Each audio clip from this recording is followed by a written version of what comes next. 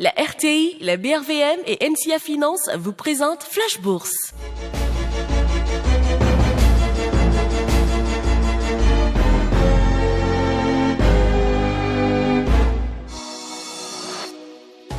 Parce que l'Afrique se transforme et que vous souhaitez aller plus loin, la BRVM vous accompagne.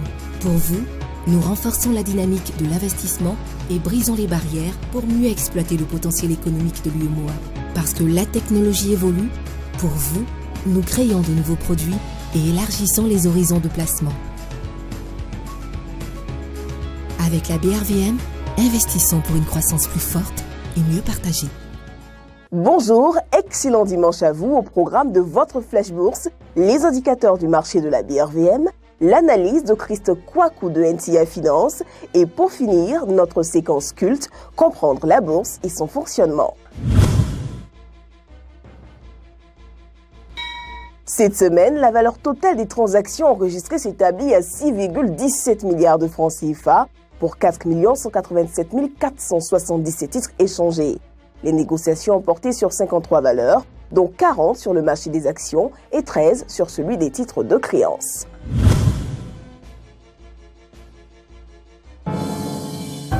Vous êtes une entreprise, un particulier ou un club d'investissement? Vous recherchez une SGI active pour vous accompagner dans vos décisions d'investissement sur la bourse régionale? Les conseillers privés de NCA Finance sont à votre disposition pour vous assister en vue de maximiser la performance de vos investissements. En souscrivant à NCA Compte Titres, vous optez pour une épargne dynamique, quel que soit votre capital initial. Contactez-nous au +225 20 20 06 79 ou sur les réseaux sociaux. NCA Finance, engagé pour rentabiliser vos investissements.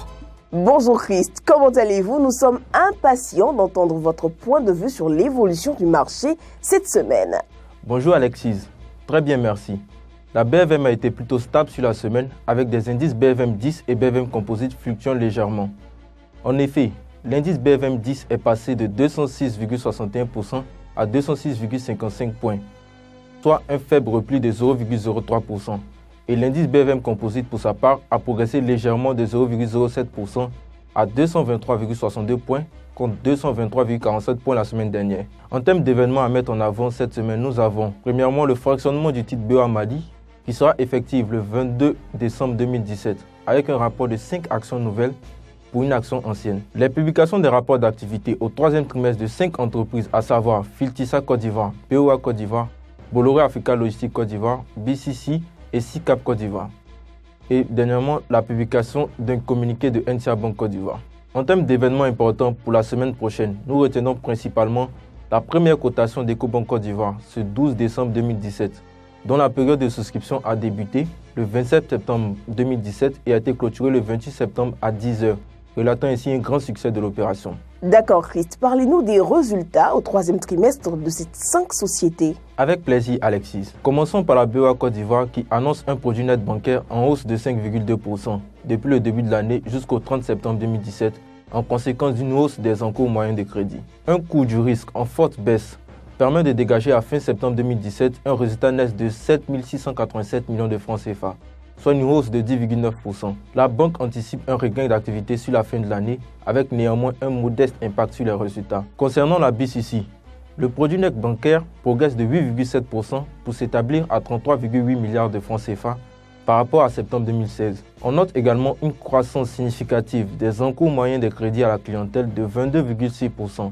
et des dépôts de la clientèle de 6,8% sur la même période. Au final, le résultat net ressort bénéficiaire de 8,71 milliards, en légère hausse de 3,5% par rapport à septembre 2016. La société Bolloré Africa Logistique Côte d'Ivoire a elle aussi connu une hausse de son chiffre d'affaires de 6% et une hausse de 30% de son résultat net. Cette tendance observée devra se maintenir sur la fin de l'année. Pour la SICAB, il ressort des résultats une augmentation de 13,9% de son chiffre d'affaires par rapport à la même période en 2016, suite à la reprise de certains projets d'investissement public et à la hausse constatée sur les matières premières.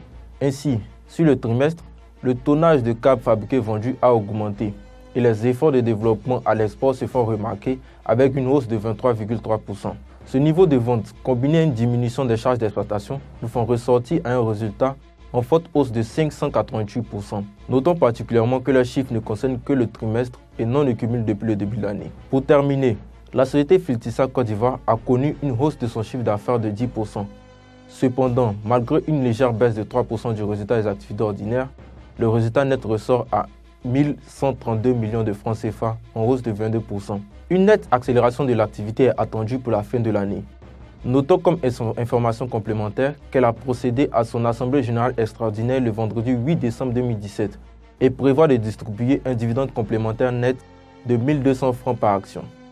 Il est aussi annoncé un fractionnement de l'action avec un rapport de 4 actions nouvelles pour une ancienne. Merci Chris pour ces éclaircissements. Qu'en est-il du communiqué de NCA Banque Côte d'Ivoire? Pour ce qui est du communiqué, le groupe NCA a officialisé la prise de contrôle de l'établissement bancaire dénommé Diamond Bank SA, filiale du groupe nigérien Diamond PLC. Diamond Bank SA exerce ses activités principalement au Bénin et à travers 3 succursales en Côte d'Ivoire, au Sénégal et au Togo. Le consortium d'achat composé de Manzi Finance SA, NCA Banque Côte d'Ivoire et NCA Vie Côte d'Ivoire a acquis 97,07% du capital social, avec respectivement 72,07% pour Manzi Finance, 5% pour NCA Vie Côte d'Ivoire et 20% pour NCA Banque Côte d'Ivoire.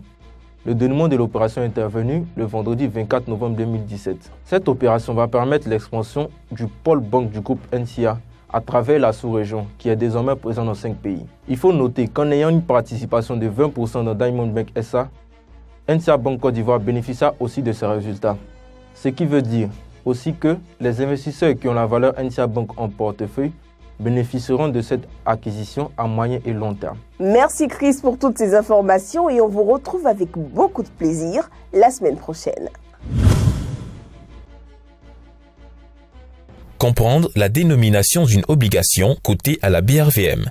Prenons l'exemple de l'obligation TPCI 6,30% 2013-2018. La structure de la dénomination présente l'émetteur, le taux du coupon et la maturité de l'emprunt. TPCI représente l'émetteur, le Trésor public de Côte d'Ivoire. 6,30% correspond au taux du coupon annuel de l'emprunt et 2013-2018 correspond à la maturité de l'emprunt. L'emprunt sera intégralement remboursé en 2018. C'est tout pour aujourd'hui. Nous vous invitons à poser vos questions via notre page Facebook #FlashBourse et nous tenterons d'y répondre à l'antenne. Bon dimanche et à demain.